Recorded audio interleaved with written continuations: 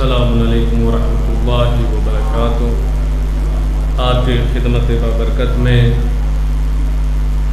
محفل ولادت باسعادت جناب رسول خدا اور ولادت باسعادت امام جعفر صادق علیہ السلام کی مبارکباد پیش کرتا ہوں، اور ہم سب مل کر وقت کے امام زمانہ علیہ السلام کی خدمت میں اس جشن کی مبارکباد۔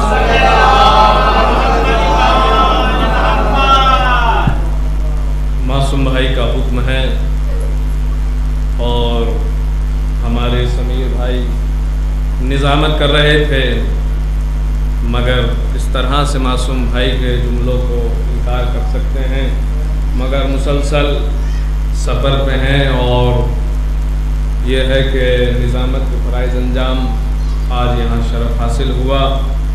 کہا بسم اللہ الرحمن الرحیم والذی نفسی بیدہ لا یعینون حتی فی محبت لی من ولدی و مالہ۔ ترجمہ اس طرح سے کروں گا کہ اگر تم مومن ہو تو رسول خدا صلی اللہ علیہ وآلہ وسلم کو اپنی اولاد سے زیادہ ماننا پڑے گا۔ اگر تم نے رسول خدا صلی اللہ علیہ وآلہ وسلم کو اگر اپنی اولاد سے زیادہ نہیں مانا تو قسم خدا کی تم مومن ہی نہیں بن سکتے۔ اب رسول خدا صلی اللہ علیہ وآلہ وسلم کی حدیث اور آپ سے ایک سوال کروں گا، اگر قابل قبول ہو تو انشاءاللہ دعاؤں میں نوازنا۔ کہا کہ رسول خدا نے کہا اگر کوئی انسان کسی کے اوپر ظلم کر رہا ہو، اگر کسی مومن کے اوپر ظلم ہو رہا ہو، اگر ظلم جس پر ہو رہا ہے، اگر کوئی مومن ہو، اگر وہ خاموش ہو، تو کہا گیا کہ اس کا رشتہ اسی سے ہے جو ظلم کر رہا ہے۔ رسول اللہ نے فرمایا تو اب تصور کریں کہ دیکھیے ہمارے درمیان دونوں چیزیں، تبرہ بھی ہے اور تولہ بھی ہے، دونوں چیزیں ہیں۔ اگر ہم دونوں چیزوں میں سے اگر ایک کو چھوڑ دیں تو کہا گیا جنت کے حقدار نہیں ہے۔ تو اب بتائیے کہ جو رسول خدا کے اوپر نماز کی حالت میں اوجھڑی ڈال رہا ہو تو کیا آپ اس کو مسلمان کہیں گے؟ اگر کوئی جناب فاطمہ زہرا کے اوپر دروازہ گرا رہا ہو آپ اس کو مومن کہیں گے؟ کہا کہ دیکھیے ہم دونوں چیزوں پہ عمل کرتے ہیں کہ جس نے جناب فاطمہ زہرا پہ دروازہ گرایا ہے اور جس نے رسول اللہ کے اوپر اوجھڑی ڈالتی ہے ہم اس پہ لعنت کرتے ہیں، اور جو مولائے کائنات کے ساتھ، رسول خدا کے ساتھ، جناب فاطمہ زہرا کے ساتھ ان کے حق کو مانتا چلا جائے ہم اس پہ درود و سلام بھیجتے ہیں۔ یہی ہے نا۔ کہا کہ عزیزان گرامی اگر ہمارا رشتہ اگر نبوت سے ختم ہو جائے تو ہم دامن اسلام کے وجود میں آ ہی نہیں سکتے۔ کہا کہ چھٹے امام کی بھی ولادت ہے، کہا کہ ایک دسیانی امام کی خدمت میں آیا، چھٹے امام جعفر صادق کی، اور کہنے لگا مولا میں یہ چاہتا ہوں کہ اللہ کی معرفت سمجھوں کہ اللہ وحدہ لا شریک کیسے ہے اور یہ کائنات کس طرح سے چل رہی ہے۔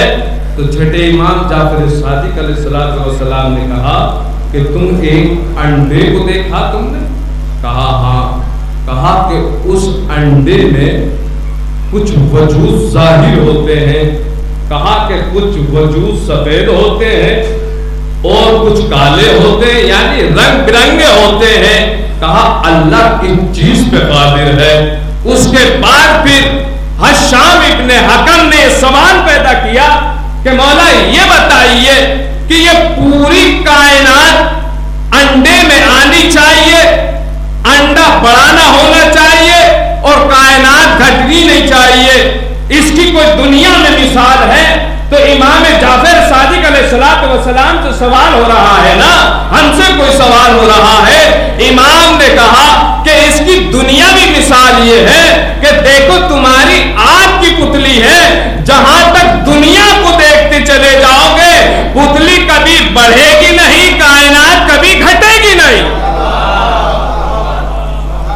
کبھی بڑھے گی نہیں۔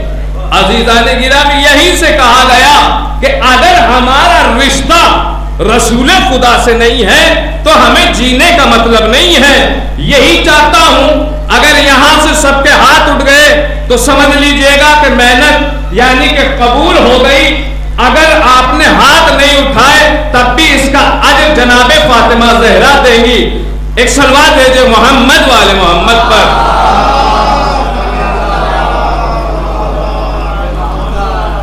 آپ بیدار ہو گئے اور یہیں سے ایک قطع اور آپ کے ہاتھ اگر نہ اٹھے تو ہو سکتا ہے کہ نظامت قابل قبول نہیں ہو سکتی، مگر مولا ضرور قبول کریں گے۔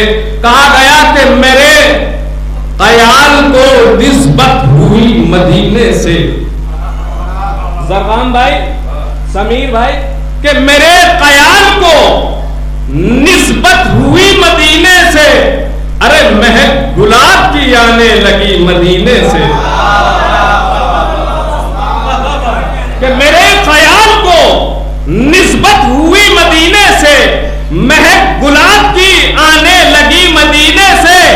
اگر نبی سے محبت نہیں تو مر جاؤ، ارے تمہارا مرنا ہی بہتر ہے ایسے جینے سے، تمہارا مرنا ہی بہتر ہے ایسے جینے سے۔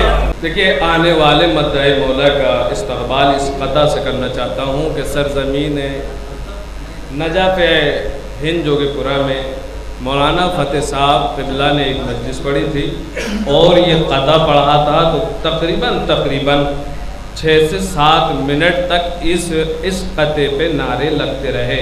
آپ سمجھ لینا کہ قطع کیسا ہے۔ سماعت کرے کہ کل عزت و صفات جسے کردگار دے، ناطق خندیڑی بھی، کہ کل عزت و صفات جسے کردگار دے، موت و حیات پا بھی اسے اختیار دے۔ کل عزت و صفات جسے کردگار دے، موت و حیات پا بھی اسے اختیار دے۔